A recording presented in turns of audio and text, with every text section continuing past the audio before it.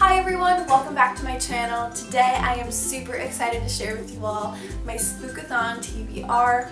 Halloween is my absolute favorite time of year. I love the pumpkins, I love the scary movies, and most of all, I love the spooky books. So the first challenge in the Spookathon 2016 is to read a book with red on the cover. I'm going to be reading the first book in the Sandman series by Neil Gaiman. It's called Preludes and Nocturnes.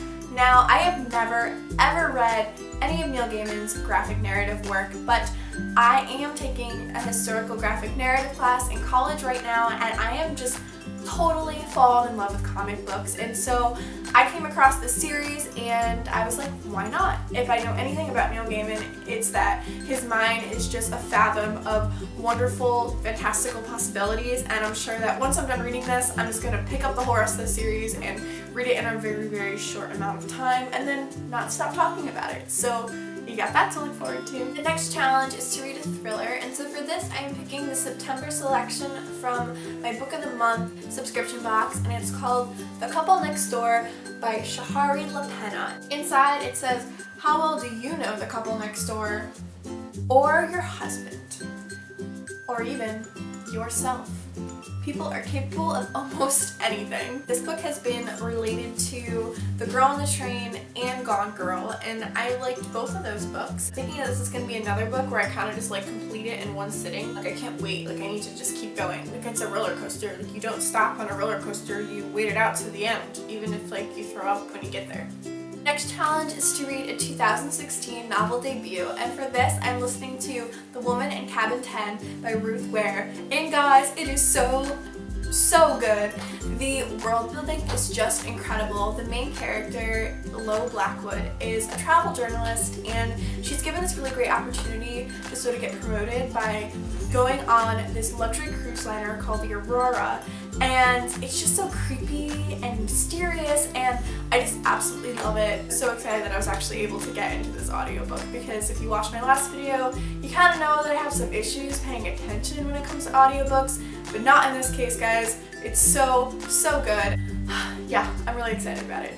Next challenge is to read a book with a spooky word in the title, and so for this I'm reading The Haunting of Hill House by Shirley Jackson. All I know about this book is from the back of the cover, and it's just a bunch of different people who are going to this Hill House, and I guess they're just trying to prove if there's solid evidence of psychic phenomena, and I think that's really interesting.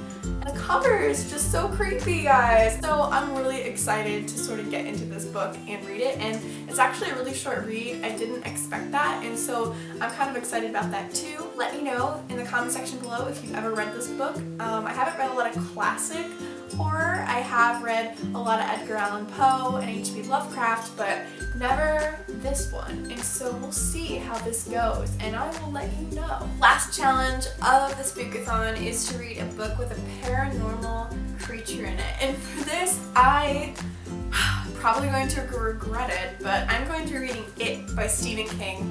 First of all, can we just look at the sheer size of this book? This is insane. I had no idea. When I ordered it in the mail, I was like, who ordered like 4 Bibles? Because it is just gigantic. But my boyfriend has told me that it's actually a really quick read. I guess he read this when he was like in middle school, you know, whatever, no big deal. I watched the movie as a kid. It absolutely scarred me for life. It's based in Maine, obviously, because it's Stephen King, and it's about a group of kids who sort of come back to their hometown in their adulthood because there's this clown.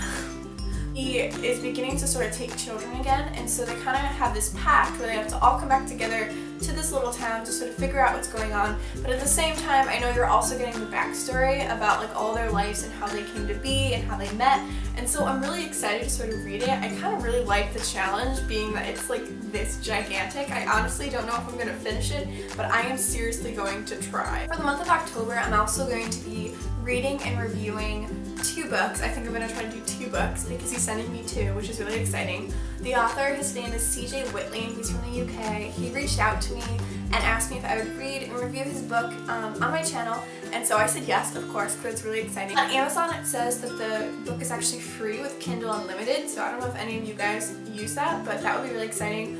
But still, the book is really cheap. It's like 99 cents on Kindle, and I kind of want to read it with you guys if you guys would be up to it. And all I know is that it's kind of like a Hunger Games dystopian novel. It's set in Britain, and based on the Goodreads review, people just say it's just so incredibly well done, and the characters are really intense, and the story itself is just like so well developed. He's also sending me a novel called Tooth Goblin, which is a middle grade novel. I don't read a lot of middle grade, but I think it'll be kind of nice because it's kind of Halloween-y, and I'm sure it'll be a fast read. Let me know if any of you are going to read that with me. I think that it would be really fun to sort of read this book, support an indie author. Either way, I'm going to be doing that too.